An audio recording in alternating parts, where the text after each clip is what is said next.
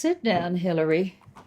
What have we said about the pointing and waving? But it makes me seem warm and spontaneous. I always wave and point everywhere I go. It makes me seem real popular, like lots of my friends have unexpectedly turned up wherever I am. A new EU survey has revealed that British women are the fattest in Europe.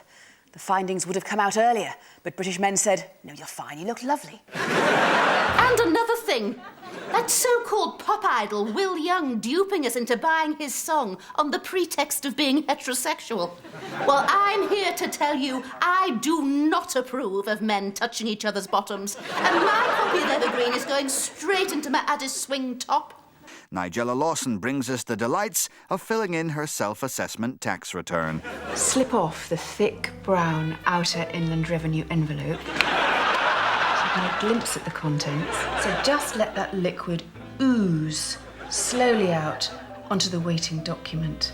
I'm going to keep on working my way down, stroking and stroking and stroking and stroking until the taxman is completely satisfied. Good morning. I will never forget that historic journey to Buckingham Palace, where Her Majesty the Queen asked me to form a new government, and Prince Philip asked me to make him a cup of tea and don't forget the hobnob, sweetheart. And I was delighted to accept both requests. I'm Jane Fonda. I'm 98. Not bad, huh? Despite my fragile skin, I still lead a hectic lifestyle. Picking up flowers, putting books on high shelves, still trying to do my workouts. Fortunately, I've discovered high-collared blouses and this. It's new dual-action integrated lift ribosome-enhanced oxysynthetic suspended anti-aging ultralift regenerationalizing cream. Because of this, my skin feels like an expensive suitcase. I'm 347. Not bad, huh? Now, when I'm doing something so important as boiling water, I do like to use only the most expensive saucepan. But if you can't afford one like this, well, maybe you should have worked just that bit harder at school and got yourself a good job with decent prospects. What's that, Mr. Rabbit? No, it's not Bridget, it's Beatrix. No, I do not think this constant pouting makes me look like a constipated frog. I wonder if I shall ever find a man to act opposite me with a more peculiar English accent than mine. Good afternoon. I am Ewan McGregor with a stick-on moustache. Rennie Zellweger with a red stippled face like I've just been at the gin. Hello, loves, and God bless.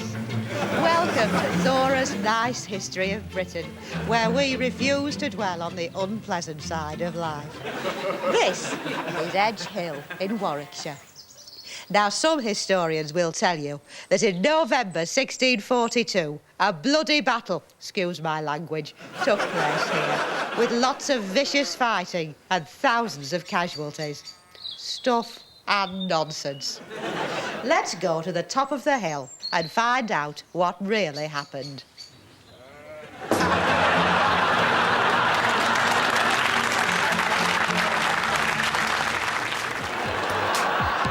So, why did you decide to adopt Trevor?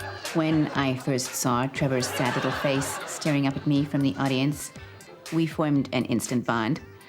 My heart went out to him, and I immediately wanted to rescue him from the squalor and deprivation of his filthy life. Also, I had heard that many Yorkshires have no access to clean drinking water, and that few of them live beyond 30 years old due to their chip-based diet. Ladies and gentlemen, I'm not just thrilled, I'm genuinely thrilled to be graced with this Oscar. I don't think it's an exaggeration to say that I prepared for this role for more than 400 years. I struggled endlessly to capture the Queen's very particular focus. Eventually, I gave up, put on a wig and some funny glasses, and that seemed to do the trick.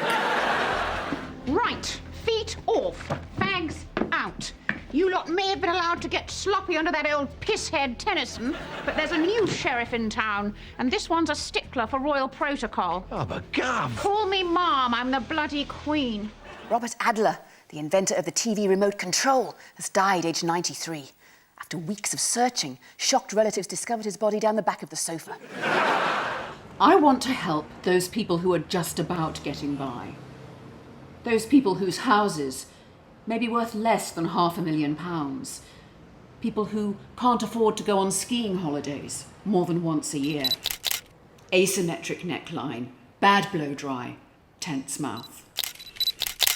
Let's talk about communicating with people. To me, a good speech is saying each word separately to make my point, which can come across as artificial and overly scripted. That's very interesting, but... Which can make me seem alienated and disengaged. Good work. Well, that's almost it for tonight. Time for the papers. Thank you, Jeremy. Well, we start with a Scotsman apparently reporting the demand for a probe over the Battle of Bannockburn. The Scottish Mail has Scotland's councils paying out millions to motorists whose cars have been damaged by potholes. And Edinburgh Now says that 60% of the city are too fat. That's it from us. Don't forget that if women have got a majority on Newsnight, well, there's hope for all of us. Good night, sisters.